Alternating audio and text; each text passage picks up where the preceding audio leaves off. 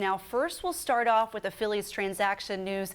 Now, Drew Anderson was recalled just the other day by the Phillies straight from Double-A. He didn't have the best outing with the Phillies last night, but he did strike out Mike Trout, which I know Phillies fans will be maybe excited or sad about that. Not so sure since he's from Jersey, but he is now back with Reading, who also played last night against Harrisburg. Newly promoted Scott Kingery made a heck of a catch in the second inning that even cracked the SportsCenter top 10 for today. Obviously, a huge addition to this Iron Pigs roster is the activation of Zach Eflin off the disabled list, now putting himself at the top of the scoring race for not only the team with 15 points throughout 12 games, but for all rookies in the ECHL. Some of those Hall of Famers also, if they stuck around, got the chance to see maybe some future Hall of Famers. You never know.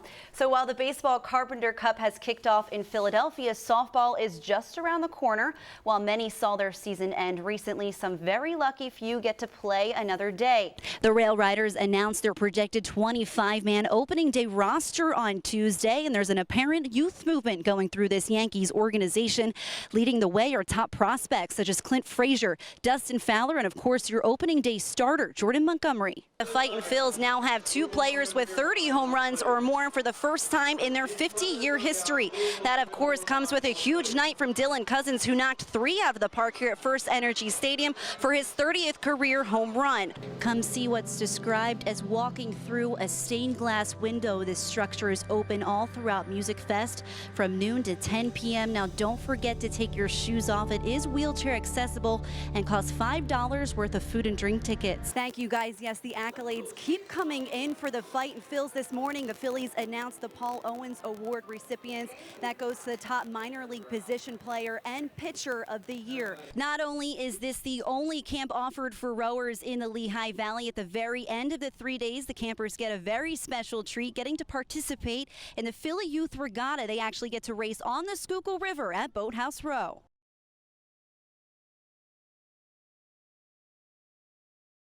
So it was operating for 120 years, and it just closed down in 1995, November 18th. So the city didn't. Yeah. Bethlehem Steel FC went back to school to learn some history about the city they now call home. Is it correct that a lot of these workers were immigrant workers who came over to work for the steel? Boluwak Yode, James Chambers, Josh Hurd, and Samir Bader got a taste of downtown Bethlehem's biggest attraction. All of the men in the community pretty much worked at the steel mill, or they were overseas at war. Formed in 1904, the Bethlehem Steel Corporation served as the economic lifeline of the community, producing the steel that built our nation's most impressive structures. So the steel from the Golden Gate Bridge was actually made here. And if you see the orange color over there, they use the same color, so that's the same color as the Golden Gate Bridge as well.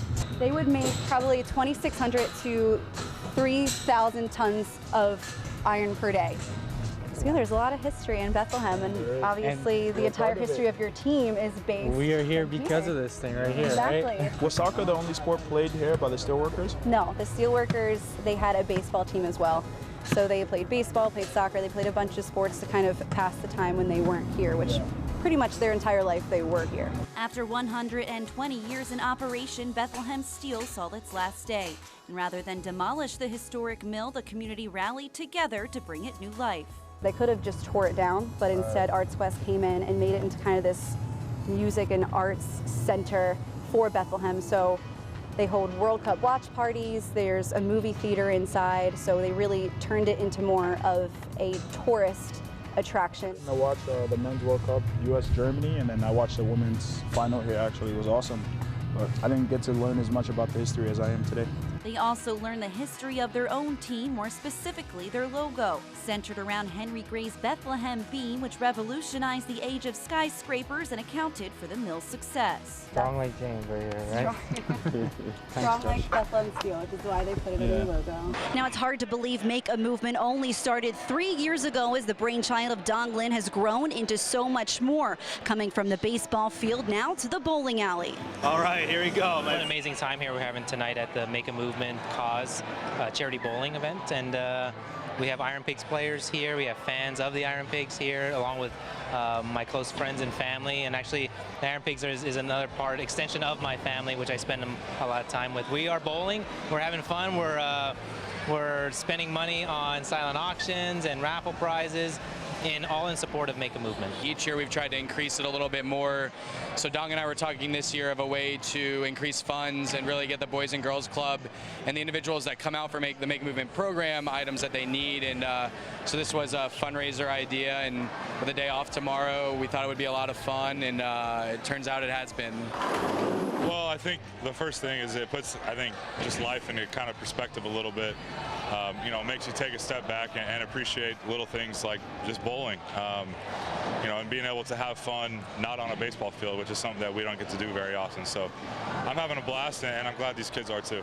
I mean, that's one of the things is not everyone likes baseball. So, you know, for us to be able to come out here and do something that these kids like and that we can kind of relate to them with, you know, it's good to just get out here and have some fun. Well, there were no outs on strikes at this event that raised about $1,500, a win-win for both the boys and girls clubs in the Lehigh Valley and the Iron Pigs, who were more than happy to spare some time for their local community. I like giving back. I like seeing joy on kids' faces, really. Anytime I get to work with kids, I take the chance. You know, I was once a kid and looked up to players and on a team in my hometown too, so I remember being in their spot and how much fun I had, and any time that I get a chance to have fun with some kids, I'm going to do it. I think it's great, you know, seeing the smiles. That's what makes the event. You know, the money is nice, and being able to provide items to the Boys and Girls Club is nice, but these are memories that these kids and that these fans are going to have for years to come. And, you know, when certain guys get called up to the Phillies, hey, I bowled with him. I mean, not many people can say that. Yeah, I mean, you know, for us to be able to come outside of baseball, you know, obviously we had a game today, and to just come out here and do something fun like this and hang out with these kids and just, you know, have some fun together. It's a special thing to do. Fundraisers like this, we can generate more revenue to help Boys and Girls Club make a movement so that it can hopefully catch like wildfire, and other people kind of follow suit, pay it forward, kind of like the movie. If more individuals out there in the community can partake in something like this, it's only going to reach so many children at so many levels across the country. At Revolutions, I'm Gwen Begley for 2 Sports.